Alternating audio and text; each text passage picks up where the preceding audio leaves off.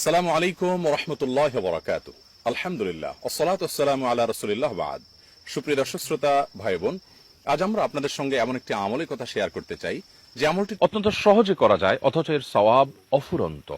সুনানে নাসাই এবং আবু দাউদে বর্ণিত হয়েছে যে নবী করিম সাল্লাল্লাহু আলাইহি ওয়াসাল্লাম তার বাসা থেকে একবার ফজরের সালাতের জন্য বের হয়েছেন। তিনি তার সহধর্মিণী উম্মুল মুমিনিন জুয়ারিয়া রাদিয়াল্লাহু তাআলা আনহাকে ওই অবস্থায় জায়নামাজে দেখতে পেয়েছেন। এই অবস্থা তার স্ত্রীকে রেখে তিনি মসজিদে চলে গেলেন ফজরের সালাতের জন্য। ফজরের সালাত আদায়ের পর তার অন্যান্য আমল ইত্যাদি সেরে বেশ দীর্ঘ সময় অতিবাহিত হওয়ার পর অনেকটা সালাতুদ দুহা যে সময়টা সে সময়ের আগে পরে তিনি বাসায় এলেন। এরপর এসে দেখতে পেলেন যে তার সহধর্মিণী উম্মুল মুমিনিন জুয়ারিয়া রাদিয়াল্লাহু তাআলা আনহা ওই অবস্থায় জায়নামাজে বসা। তখন তিনি অবাক হয়ে জিজ্ঞাসা করলেন, তোমাকে যে অবস্থা রেখে গেছি তুমি সেই অবস্থায় কি জানামাজে বসে আছো, অর্থাৎ পুরো সময় ধরে জিকির আজকার দোয়া দুরুদে মাশগুল আছো? তখন তিনি বললেন যে হ্যাঁ, আমি এই অবস্থায় বসে আছি সেই তখন থেকেই।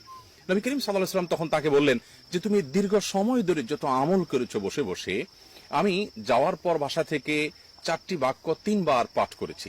এর মাধ্যমে আল্লাহ রাব্বুল আলামিন আমার আমল নামায় এই পরিমাণ সওয়াব দিয়েছেন যে তুমি সেই দীর্ঘ সময় ধরে ইবাদত বন্দেগী যা করেছো তার চাইতে আমার ওই একটি দোয়া 3 বার পাঠ করার ওজন মিজানের পাল্লায় অনেক ভারী এবং অনেক ওয়েটফুল।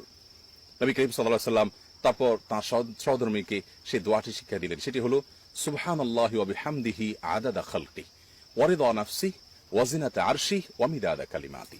দোয়াটির অর্থ হলো সুবহানাল্লাহি ওয়া বিহামদিহি আদাদা খালকি, পবিত্রতা জ্ঞাপন করছি আল্লাহ তাআলার এবং প্রশংসা জ্ঞাপন করছি আল্লাহর জন্য তার যত সৃষ্টি আছে তার সংখ্যার পরিমাণে।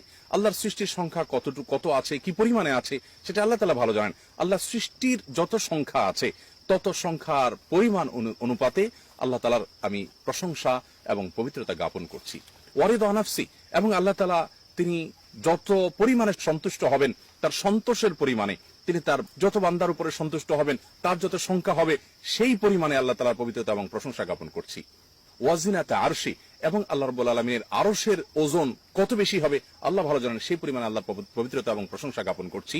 ওয়া মিদাদা কালিমাতি, এবং আল্লাহর যত কালিমা আছে, আল্লাহর যত বাক্য আছে সেগুলো লিপিবদ্ধ করার জন্য যত কালির প্রয়োজন হতে পারে সেই সীমাহীন কালির সমপরিমাণ আল্লাহ তাআলার প্রশংসা, আল্লাহ তাআলার পবিত্রতা জ্ঞাপন করছি। আবার বলছি সুবহানাল্লাহি ওয়া বিহামদিহি আদাদা খালকি ওয়া রিদা নাফসি ওয়া জিনাতা আরশি ওয়া মিদাদা কালিমাতি। দোয়াটি 3 বার পড়তে হবে সকালে প্রতিদিন।